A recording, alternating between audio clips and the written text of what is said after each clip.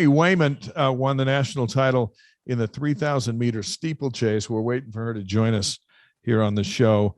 A time that broke her own record, the collegiate record, the meet record, turning in the fastest time in U.S. history at 9 minutes and 16 seconds.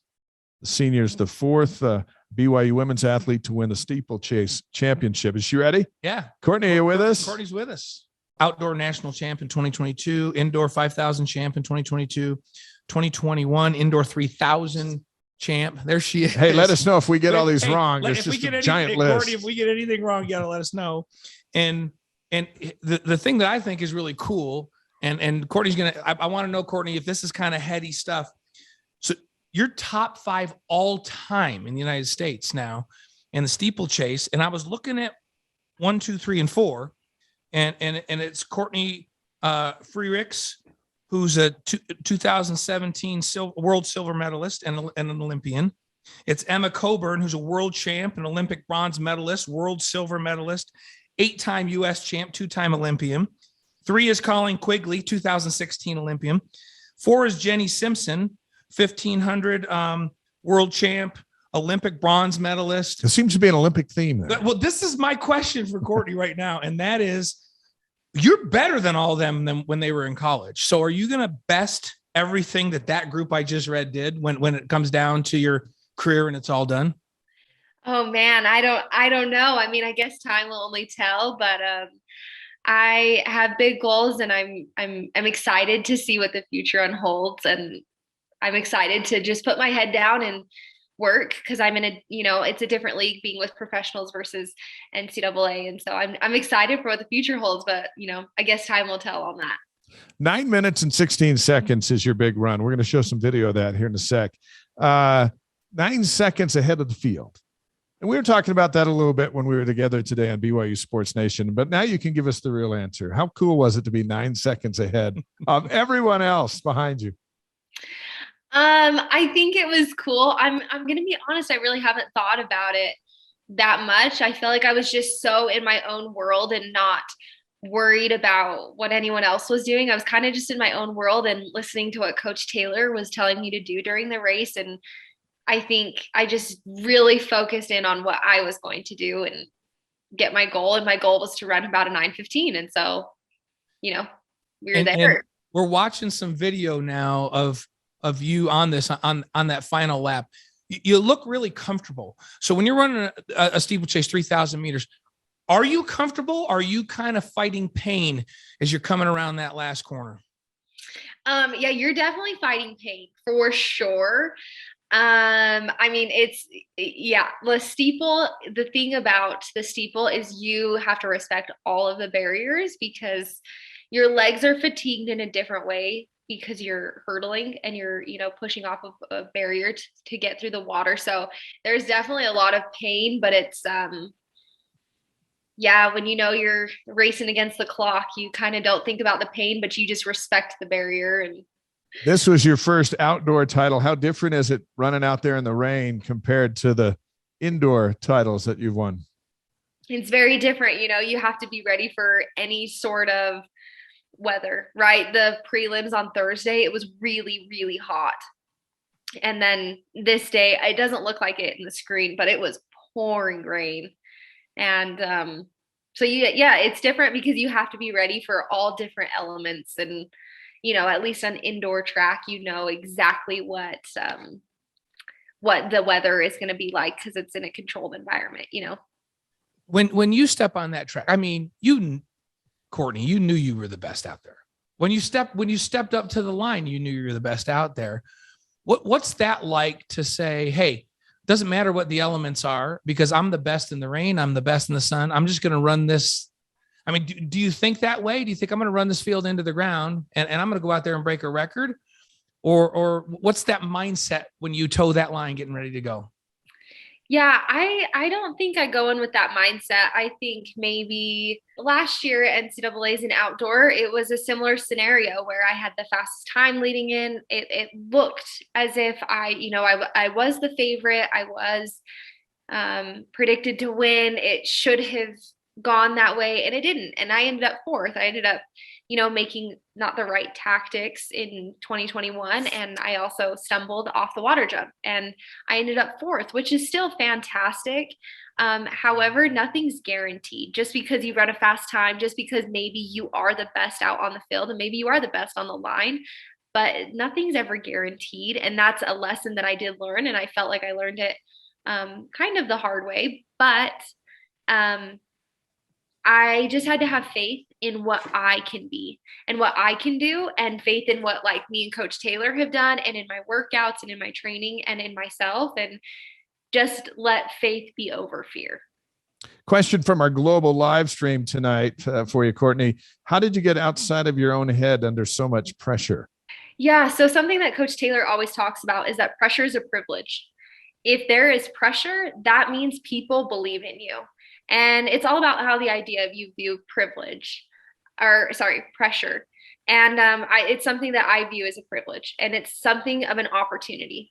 And at the end of the day, like, it's running. It's not that deep, and I should have fun with it. And I there's some pictures out there that there's some of me smiling in the middle of the race, but it's because I just love it. I'm just having so much fun. And so, yeah, pressure is a privilege. And at the end of the day, like, this thing has got to be fun, and you've got to run with passion. And I feel like that's how you combat maybe viewing pressure in a negative light. Pressure is a privilege. I love that. Let's write that one down. And you know what? It's fun to play with a target on your back, where everybody, whatever it is, you're the target, and that's fun. Now, I read, Courtney, that you used to play soccer. Yeah. And if you look at Ashley Hatch and what she's got going on with the national team, Michaela Coulihan, do you think that maybe you could have done both and been a BYU soccer star and track star, or how hard was it to pick one? Yeah. So actually, me and Michaela Coulihan played on the same soccer team for many years. At Davis High, or in at club soccer. Okay. Mm-hmm. So yeah, we played a lot of years together. Like, I'm thinking maybe 10 years old to 16. Were you a lot faster than her? To be honest, I have no idea. All right. But well, she's not on the show, so if you say yes, then that's what we'll go with. Yes. No. Yeah, I don't think for me that was a possibility to be able to do both. I think, there's people like Avery Walker, her maiden name is Colton, that played on the soccer team, who ran with us. The end of her last year, and what she did was incredible. But yeah, I don't think that was in the cards for me, but definitely deciding between the two sports was really hard. Soccer was my first love of sports. That was the first sport I was ever very, very passionate about. And I had always dreamed of being a professional soccer player. And, I'd go to the U.S. women's national games at Rio Tinto, and I would love it. But, that passion, once I made the decision to switch to running, that passion just followed. And so it was a tough decision. I'll be honest. It was a tough decision, but it was the best. Hey, I'm going to be total geek on these guys, because I remember when Avery was running at Ogden High and these guys were at Davis High, and Davis High, the greatest high school institution in the state. It's where all the Fowlers attended. The greatest track Courtney. Program, the greatest women's soccer program. Yeah. So no, I've been bragging about you a lot, Courtney, because that's all of our kids went to Davis High. So we raised all of our kids in Kaysville, and so we're always rooting for the Darts. So your parents, from what I understand, they both ran track at Weber State. Does that sound right? Back in the day, let's say it's you against your mom. You've got her times and there's your times. Who's faster? Oh, I am for sure. However, I'm sure she would have something to say about it. My first ever 3K indoors my freshman year. I finished and I came out, I crossed the line and I finished my race, and I walked over to my parents, and my mom was like, "Well, I'm still faster than you." And I was like, wow. Okay. So I'm sure my mom would have something to say about it. Well, now, so Becky says that. What about your dad, Mark? How fast was he in the day, and what does he think of your national record?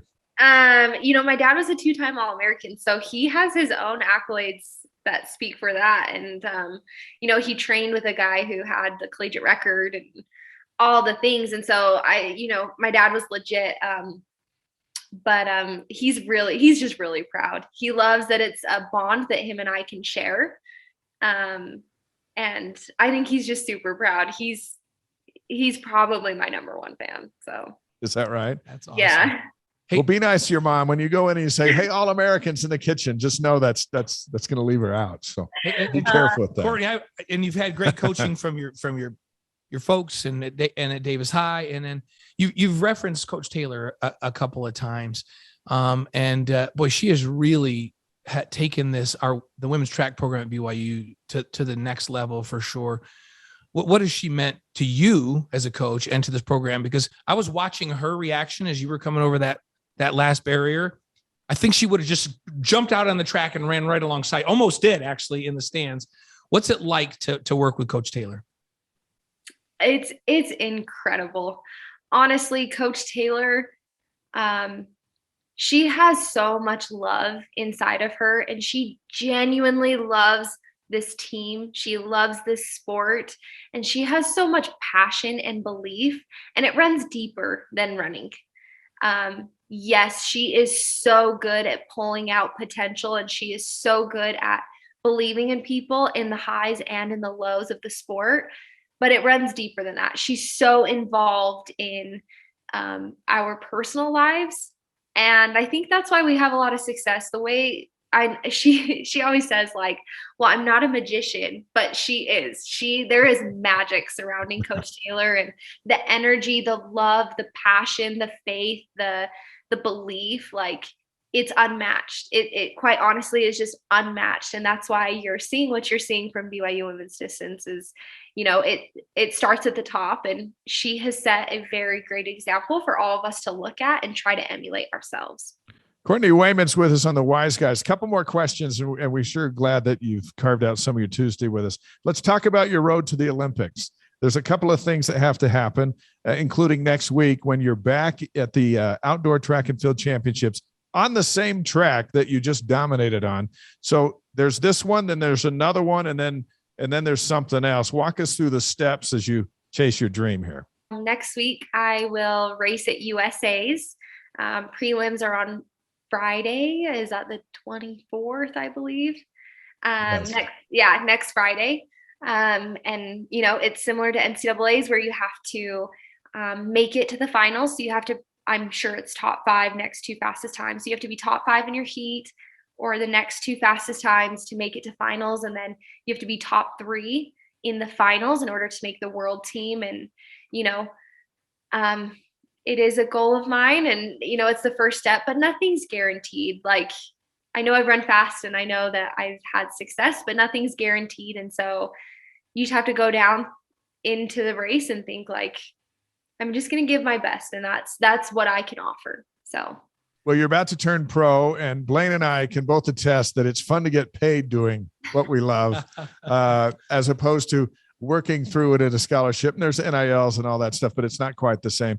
How close are you to heading to the bank on the 2 feet that you have? So I can't speak too much on it quite yet. Here in the next bit, hopefully in the next week, my social media will have some announcements. So. All right. Nice. That sounds good. Fastest woman in America right here, and the fastest American in the world by, I think, 2 seconds for this year. We're not even making that stuff up. We'll make stuff up on this show, but we'll tell you when we're about to do it. Those are all facts. We're proud of you. Oh no. And I'm sending out to Courtney, Emma, Colleen, and Jenny. Courtney Wayment's coming after you.